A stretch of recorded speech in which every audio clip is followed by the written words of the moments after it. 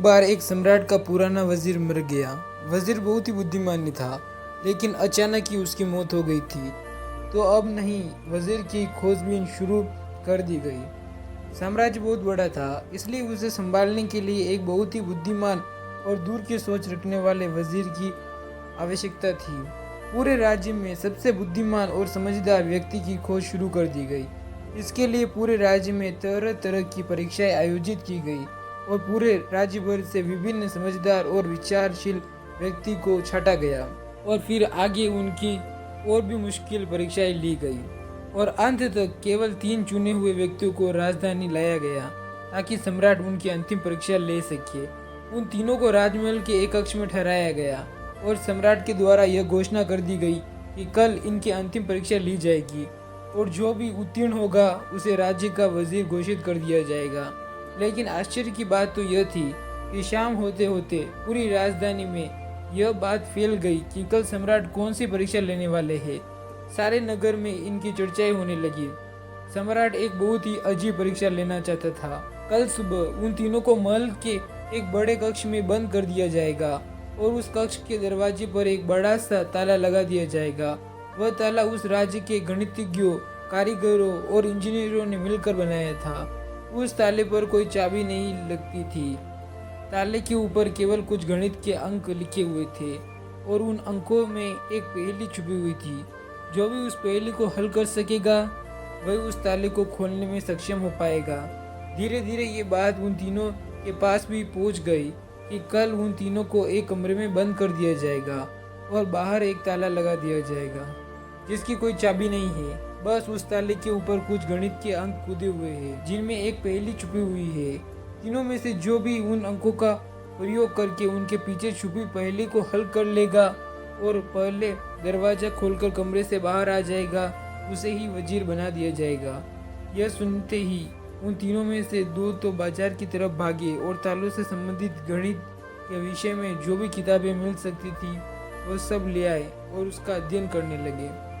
लेकिन उनमें से जो तीसरा था वो सबसे अजीब था। वो ना तो कहीं गया ना ही कहीं किताब लाया और अंधेरा होते ही छोड़कर सो गया। बाकी 2 ने सोचा कि शायद डर के मारे इसने परीक्षा में ना बैठने का निर्णय कर लिया है या शायद इसे भरोसा नहीं है कि जो खबर उड़ी है वो सही है।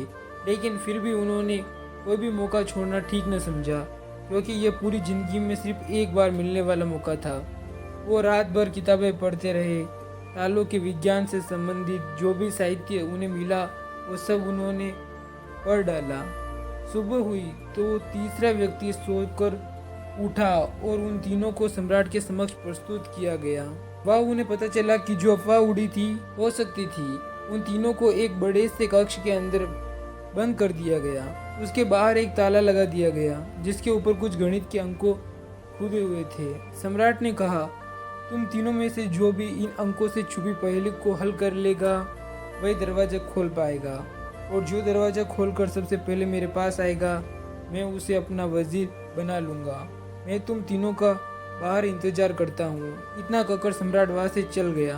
वो 2 व्यक्ति जिन्होंने रात भर पढ़ाई की थी अपने वस्त्रों में कुछ किताबें छिपाकर अंदर ले गए। दरवाजा बंद होते ही उन्होंने वो किताबें बाहर निकाली और ताले पर लिखे नंबरों को एक कागज पर लिखकर उनके हल खोजने शुरू कर दिए। लेकिन जो तीसरा व्यक्ति था उसने कुछ न किया। वो अपनी आंखें बंद करके कमरे के एक कोने पर शांति से बैठ गया।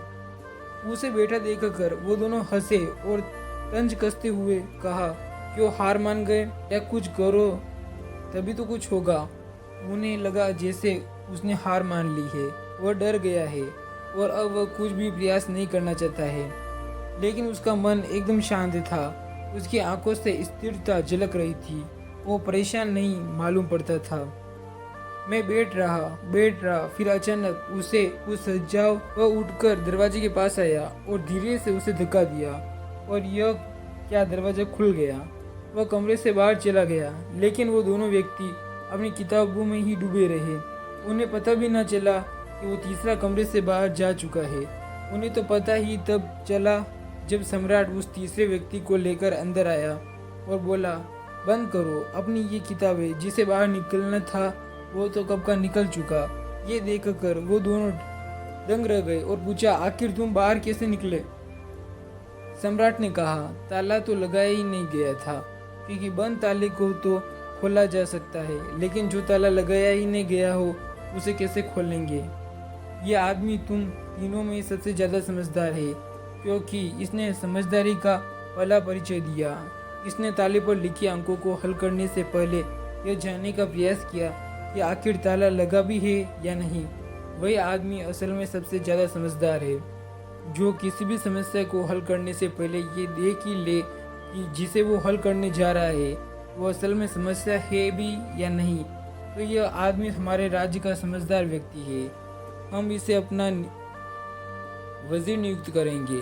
तो दोस्तों, इस कहानी से सीखने वाली बात यही है कि जब भी हमें लगे कि हमारे सामने कोई बड़ी समस्या है तो जल्दबाजी में घबराकर उस समस्या का समाधान खोजने की बजाय हमें ठंडे दिमाग से ये सोचना चाहिए कि जिस समस्या को हम बड़ा समझ रहे हैं वो असल में समस्या बड़ी भी है या नहीं। ये असल समस्या कुछ और है जो अभी मुझे दिखाई नहीं दी। आशा है कि आज की कहानी आपको पसंद आई होगी। पसंद आई हो तो लाइक कर देना, चैनल पर नहीं हो तो सब्सक्राइब कर देना।